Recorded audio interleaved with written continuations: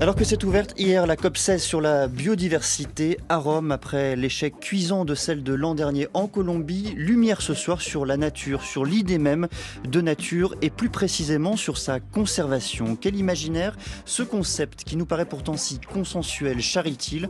En quoi l'action de certaines ONG dans ce domaine et particulièrement en Afrique peut-elle être critiquée, déconstruite, parfaite? Pourquoi et comment peut-on lire au prisme d'un colonialisme vert cette tendance à vouloir conserver la nature? Pour en parler, un invité ce soir, Guillaume Blanc, bonsoir. Bonsoir. Vous êtes maître de conférences en histoire contemporaine à l'université Rennes 2. Vous êtes l'auteur notamment de l'invention du colonialisme vert qui a paru en 2020. Et vous venez de faire paraître cet ouvrage intitulé La nature de l'historien, par le haut, par le bas, c'est chez CNRS Éditions. Et à mes côtés pour conduire cette interview, Lou Elio, bonsoir. Bonsoir Quentin. Vous êtes la nouvelle voix de l'hebdomadaire Le 1, rédactrice en chef adjointe de cet hebdomadaire. Vous remplacez Julien Bisson. Bienvenue Lou et merci d'être dans Question du soir.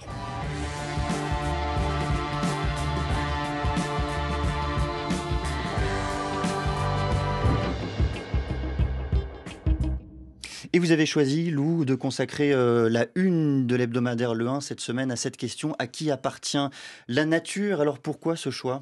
Oui, nous avons pris un peu d'avance au 1 cette semaine et nous nous sommes projetés dans le printemps qu'il nous tarde tant de voir arriver pour nous poser la question de notre rapport à la nature et aux espaces naturels. Sont-ils vraiment accessibles à tous? Qui peut décider de leurs usages? Que voulait dire Descartes lorsqu'il parlait de se rendre comme maître et possesseur de la nature? Faut-il la laisser reprendre ses droits ou bien paradoxalement posséder les espaces naturels pour mieux les préserver? Pour répondre à cette question, à qui appartient vraiment la nature, vous retrouverez dans les pages du 1 l'anthropologue Philippe Descola, l'écrivaine Gabrielle Filtoshiba ou encore l'historien Guillaume Blanc avec nous ce soir. Que nous avons invité, donc le printemps c'est à venir, mais pour l'heure on parle de COP et de COP de biodiversité.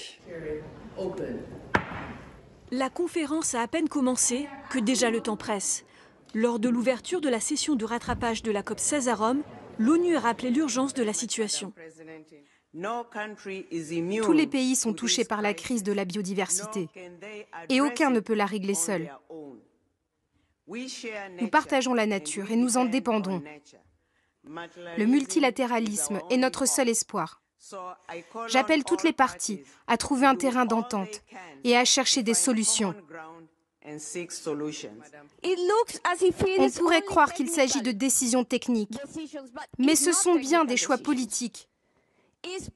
Sommes-nous capables de nous accorder sur les moyens dont cette convention et le cadre de Montréal ont besoin? La première voix entendue, Guillaume Blanc, est celle de la directrice exécutive adjointe du programme de l'ONU Environnement, qui s'exprimait justement lors de cette COP à Rome qui a lieu actuellement. Qu'est-ce que vous pensez de l'expression qu'elle a employée? Nous partageons la nature. Est-ce que cela a du sens pour l'historien que vous êtes? Alors oui, cela a du sens parce que cette expression a toute une histoire en fait. C'est à partir des années 80 et puis du rapport Notre Terre à tous ou le rapport Brundtland. Mais ce qui est intéressant, elle dit « nous partageons la nature », on parle de qui? C'est un « nous » globalisé, c'est très bien, mais en fait, de quelle nature parle-t-on? La nature qui est déjà détruite quasiment en Europe, en Occident, ou de la nature qu'il va falloir sauver, mais à quel prix? Parce que là, ce qui se joue à la COP16 notamment, c'est le programme 30-30. 30% de la planète mise en parc en 2030. Mais qui va être mis en parc? Les Cévennes, les Pyrénées, l'ouest de l'Allemagne, ou plutôt la Tanzanie, le Kenya, l'Ouganda, le Mozambique, avec les privations que ça va exiger pour celles et ceux qui sont concernés par ces parcs. Donc oui, nous partageons tous la nature, mais on ne paye pas tous le même prix pour la partager. Une question qui vous est posée par Lou Elio. Alors, comment justement les politiques publiques qui vont être mises en place par chacun des pays à la suite de cette COP vont être évaluées? Alors, les politiques pour évaluer, c'est en fonction, on va dire, du déclin de la biodiversité. On a, par exemple, pour cela, l'un des plus grands indicateurs, c'est la liste rouge de l'UICN, l'Union internationale pour la conservation de la nature. Et ça révèle à la fois les solutions et les problèmes. L'UICN, en fait, dresse la liste de 160 000 espèces où on a des données scientifiques, à propos desquelles on a des données scientifiques. Et donc, c'est la taille des populations, la répartition et le degré de reproduction. Bon, l'UICN est clair, 46 000 espèces, là-dessus, sont menacées d'extinction. Mais par contre, quand l'UICN doit débattre des causes, elle emploie ce terme de taux de déclin. Et en fait, là, il n'y a aucune donnée historique qui vont en dessous des années 80-90. Et en fait, l'UICN, n'ayant pas ces données, soit elle reprend des chiffres, et alors j'en suis le premier désolé à le dire, mais totalement faux. Et puis surtout, elle n'énumère pas les causes. Et là, qu'on soit de gauche, de droite, etc., c'est que c'est le capitalisme qui détruit. Et c'est pour ça que les COP16 continuent d'être un échec. Puisque tant que les États responsables de l'économie capitaliste seront ceux qui proposent les solutions pour remédier à cette crise, les COP16 continueront. Bon, là, c'est la COP16 pour la biodiversité, puis on aura la COP35. Voilà. La COP de l'an dernier, en revanche, la COP 15 qui s'était tenue en Colombie, on le rappelle, avait vu une mesure importante, la création d'un groupe permanent de représentation des peuples autochtones au sein de la Convention des Nations Unies sur la diversité biologique. Est-ce que ce groupe-là, cette création, représente pour vous une avancée ? Alors, oui, ça représente une véritable avancée. Le droit des populations dites autochtones, c'est depuis les années 80, encore plus depuis 92 et la Convention de Rio. Mais là encore, qu'est-ce que ça veut dire autochtone ? Il faut bien quand même... Alors, c'est très basique à dire, mais personne ne se définit comme autochtone. Aucun de nous ne se définira comme un être traditionnel ou autochtone. Donc, qui les nomme autochtones ? C'est forcément un regard extérieur. Bien, est-ce que vous connaissez un seul paysan français qui va se dire « Moi, je suis quelqu'un traditionnel ». Comme disait ma grand-mère, avant, elle allait à la foire aux châtaignes, maintenant, elle va à la foire aux traditions.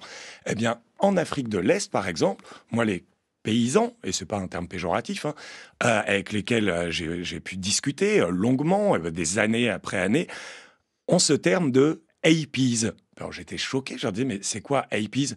Et eux me disaient c'est ce qu'il faut dire pour qu'on ait une chance de participer à vos politiques. « Autochthonous people ».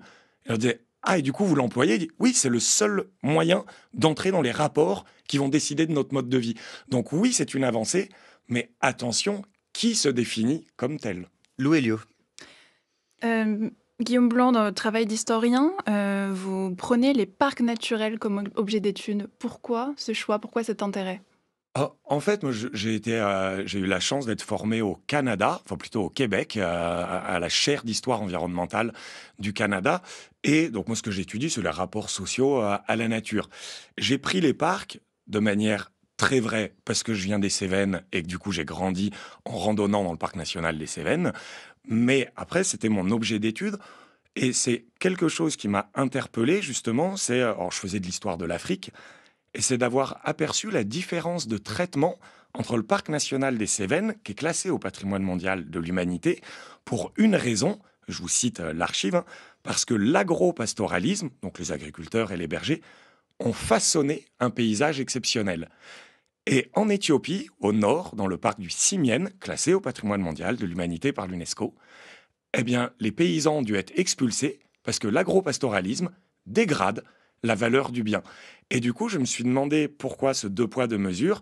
Et c'est comme ça qu'après, il faut plonger dans les archives pendant des années, jusqu'à être invité 10 ans après. Plonger dans les archives et plonger dans les sons, on va justement se projeter dans ce parc du Siémen. En 2016, plusieurs milliers de villageois ont été contraints de quitter leurs terres ancestrales, l'aboutissement d'une demande très ancienne de l'UNESCO. Ils ne l'ont pas fait de gaieté de cœur, reconnaît Solomon, guide dans le parc national des Cévennes. Oui, d'abord ils se sont dit que c'était leur environnement, donc personne n'était content. Il fallait donc y aller en douceur, selon Alistair Paul, responsable de l'ONG African Wildlife Foundation, qui co-gère le parc avec les autorités.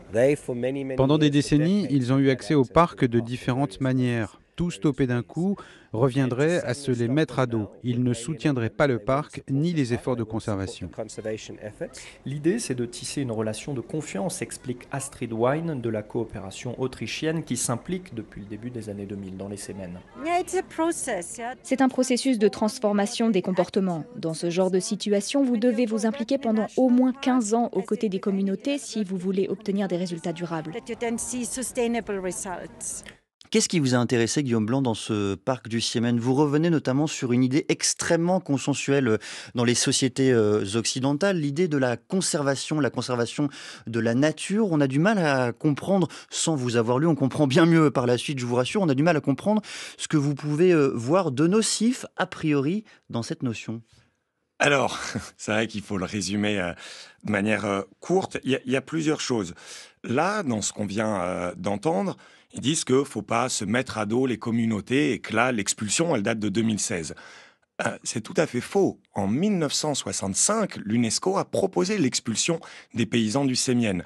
En 1969, le parc a été classé. Le jour du classement, les paysans ont pris leurs fusils et ont essayé d'abattre les bouquetins du parc, les Walia ibex, qui vivent sur les falaises, qu'ils ne chassent pas et qu'ils ne mangent pas. Ils ont essayé de les abattre en disant s'il n'y a plus de bouquetins, il n'y a plus de parc et on ne va plus être expulsés. Ils ont été expulsés une première fois en 72. Ils sont revenus. Ils ont été expulsés en 94. Ils sont revenus. Ils ont été expulsés en 2016. Aujourd'hui, ils ne reviennent pas. Mais les habitants du Sémienne, en amharique, ils le disent parc et parc Womberne. Et ils le disent, le parc, c'est la charge. Parce que c'est interdiction de cultiver les champs depuis 30 ans, interdiction de faire du pastoralisme, interdiction de couper du bois d'eucalyptus. Et donc, c'est des amendes depuis une trentaine d'années. Et la manière dont s'est faite l'expulsion, moi, pour avoir parlé à tous ceux qui ont été expulsés, et je les connaissais avant et après, ils ont été expulsés à coups de bâton, en signant un contrat, en disant que c'était une expulsion, un déplacement volontaire. La plupart des habitants du Sémienne ne savent ni lire ni écrire. Mais ça, c'est spécifique à ce parc dont vous nous parlez aujourd'hui, ou c'est une grande continuité en Afrique dès qu'on tente de créer des espaces de conservation? Alors, les espaces de conservation en Afrique, il y a des très bons exemples, qui sont plutôt des aires de biosphère, on va dire, mais les parcs nationaux, environ 350 parcs en Afrique.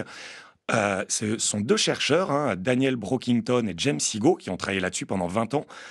Au minimum, ce sont 1 million d'agriculteurs et de bergers qui ont été expulsés des parcs africains au XXe siècle.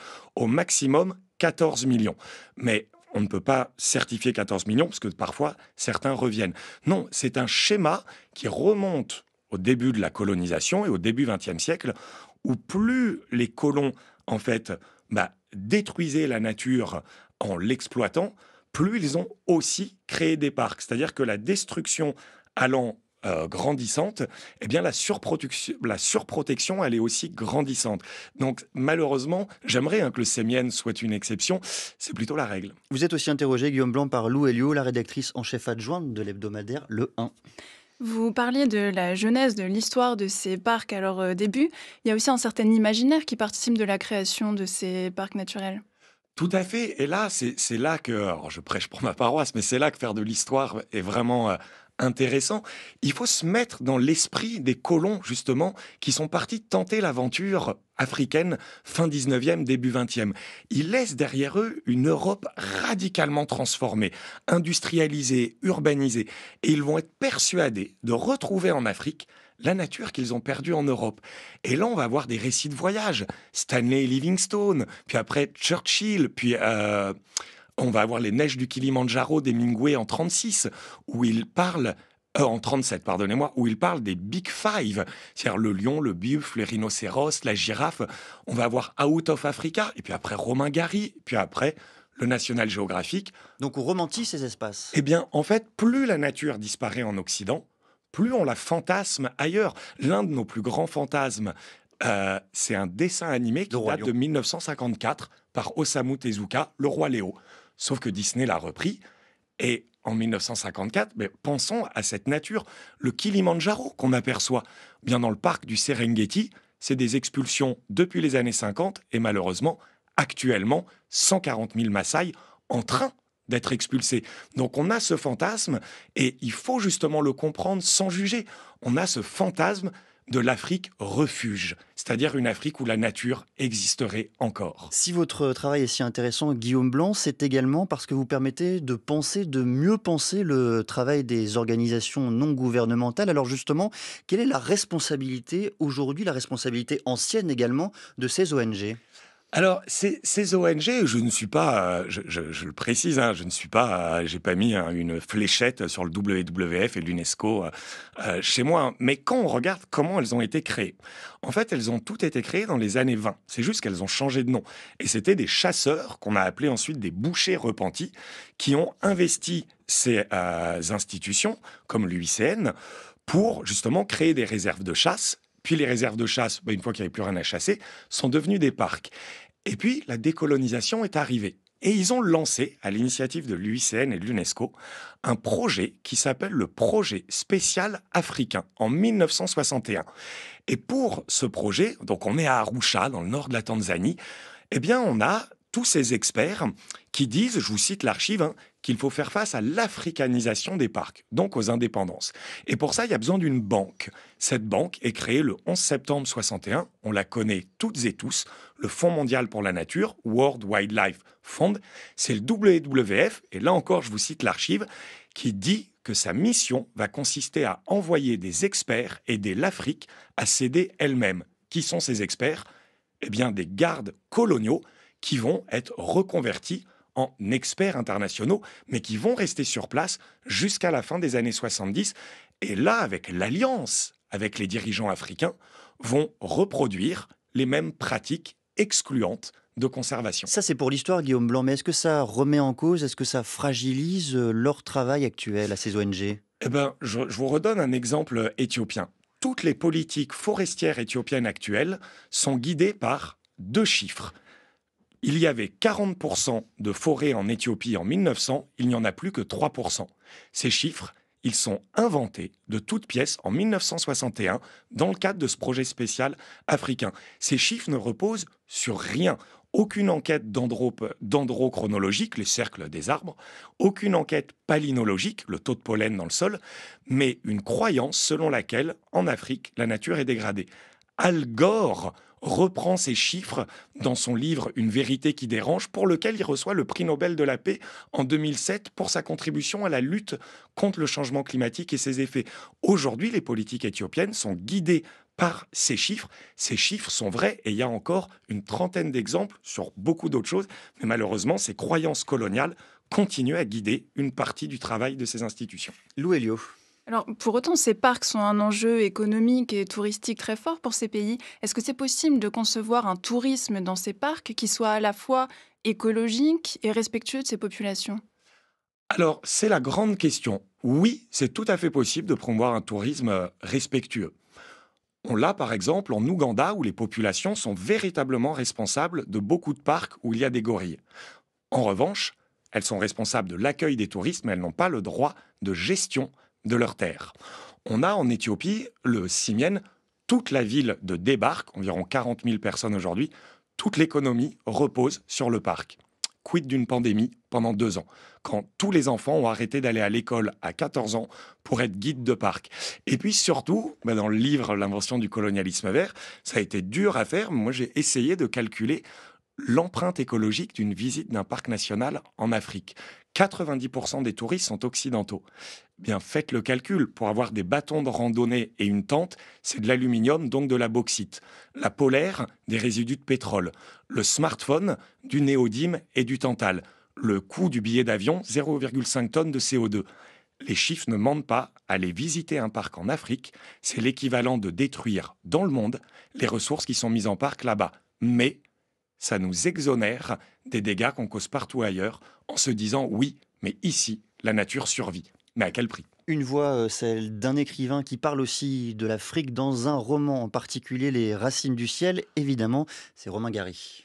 Si vous permettez, en quelques mots, il s'agit, quel que soit d'assurer, quelles que soient les exigences du progrès, de la marche en avant de l'humanité, quelles que soient les difficultés de notre tâche et quels que soient les périls qui nous menacent, de nous encombrer des éléphants, c'est-à-dire de laisser une marge suffisante pour que tous les droits essentiels de la personne humaine, tout ce qui fait l'homme, tout ce qui constitue notre patrimoine humain essentiel depuis toujours, soit sauvegardé. Et ce soit quel que soit le parti, quelle que soit l'idéologie, quelle que soit la tâche, quelle que soit l'entreprise, quoi qu'on fasse, quels que soient les dangers et le péril qui nous menacent, il faut protéger, il faut nous encombrer des éléphants. Quand vous avez commencé à entendre cette archive, Guillaume Blanc, de Romain Gary qui date de 1956, vous avez levé le pouce vers le haut à plusieurs reprises avec un grand sourire en laissant entendre « c'est super ». Alors pourquoi c'est super d'entendre Romain Gary ? Parce que ça montre toute la contradiction de la protection. Romain Gary, donc dans Les Racines du ciel, la 4e de couverture, il le dit,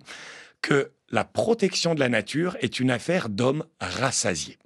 Et en fait, dans Les Racines du ciel, sans divulguer la chose pour ceux qui ne l'ont pas lu, Romain Gary, en fait, il prend son personnage, Morel, un médecin, en fait, on est au Tchad, qui fait une croisade pour les éléphants. Et Morel a cette belle phrase où il dit « Moi, tout ce que je demande, c'est une marge pour la vie sauvage, une marge pour les éléphants. » Et là, Romain Gary nous décrit des hordes d'éléphants, des milliers d'éléphants.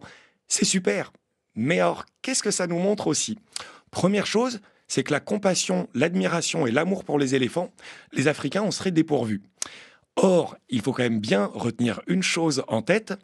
Si nous tous, nous étions en pleine disette ou famine, on n'irait pas chasser un éléphant pour se nourrir. L'éléphant, on le tue. Alors, comment on le tue déjà ? Et comment on conserve 2 tonnes de viande pour se nourrir ? Non, les Africaines, les Africains ne tuent pas des éléphants pour se nourrir. Et deuxième chose, ce que Gary nous décrit, les hordes d'éléphants. Au Tchad, en 1954, il n'existe plus que 800 éléphants environ. Mais Gary, c'est dur de critiquer un humaniste comme Gary, mais Gary reproduit l'imaginaire de l'Éden africain, une Afrique où il y aurait des éléphants, des zèbres, mais c'est déjà faux. Même à cette époque, les éléphants sont déjà en voie d'extinction. Mais Gary nous dit que c'est possible, et qui en a le fardeau ? Certes un médecin, certes un humaniste, mais un homme blanc qui doit sauver l'Afrique des Africains. Moi, j'avais gardé cette image de ce protagoniste en prison qui exprimait les hordes d'éléphants qui dévalaient dans la savane, et ça incarnait pour lui, ça symbolisait cette formidable idée de liberté. Lou Elio. Guillaume Blanc, comment imaginer alors protéger la nature africaine sans faire preuve de ce que vous appelez le colonialisme vert ? Eh bien, j'allais dire, ça revient à la COP16 et à la question à qui appartient la nature. Les parcs, même si c'est malheureux à dire, les parcs, ce n'est pas vraiment la solution, c'est un trompe-l'œil qui masque la réalité du problème, c'est-à-dire l'ampleur sans précédent de la destruction de la nature. Les gens qui vivent dans les parcs, ce sont des gens qui ne consomment pas de viande, pas d'électricité, qui n'ont pas de smartphone, pas d'ordinateur, qui devraient en fait être l'exemple. Si on veut sauver la nature, ce n'est pas à eux qu'il faut s'en prendre, c'est à l'exportation massive de café, de cacao, d'arachides, etc.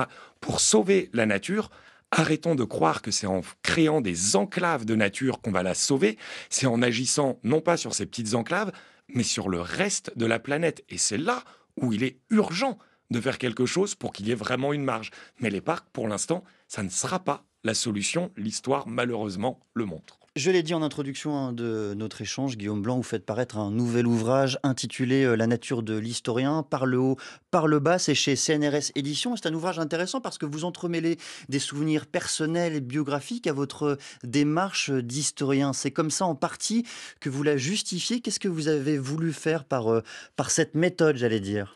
En fait, c'est un exercice à la base académique imposé. Puisqu'on est en France, on a un... Vous avez répondu à la consigne ? Ah, j'ai totalement répondu. Il s'agit de faire ce qu'on appelle son égo-histoire. Dire pourquoi on en est venu à être tel ou tel historien.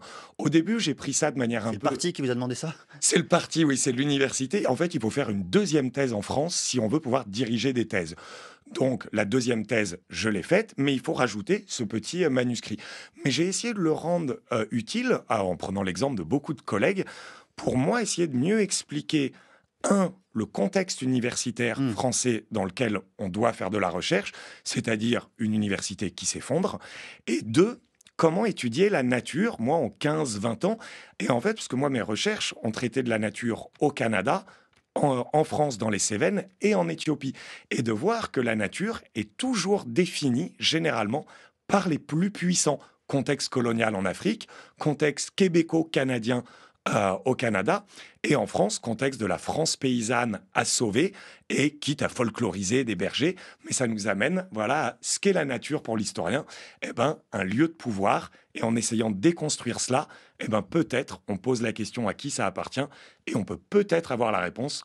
Comment faire pour enfin la protéger ? Et ça donne un ouvrage passionnant, en résonance avec la démarche proposée par Pierre Bourdieu, celle de l'auto-analyse. Qu'est-ce que ça permet de produire, justement, là aussi pour le chercheur que vous êtes, cette démarche de l'auto-analyse ? En fait, c'est Bourdieu qui l'expliquait, face à cet exercice, qu'il faut essayer de la faire de manière plutôt sincère, non pas pour comprendre ce qu'un historien a dans la tête, ce qui l'a poussé à faire ça, mais qu'avec une démarche plutôt sincère, on peut comprendre les mécanismes qui poussent les historiens à étudier tel ou tel fait de société. Parce qu'en fait, les historiens ne font que décortiquer le présent. Les questions que l'on pose à l'histoire, c'est des questions très actuelles, d'où l'essai d'auto-analyse. Merci beaucoup Guillaume Blanc de ces explications riches, de ces ouvrages aussi. Je retiens le dernier, La nature de l'historien, par le haut, par le bas, c'est chez CNRS Éditions. Et merci également à Lou Elio pour cette première. Vous nous rappelez ce qu'on trouve dans le 1 cette semaine et notamment la une ? Dans le 1 cette semaine, on se demande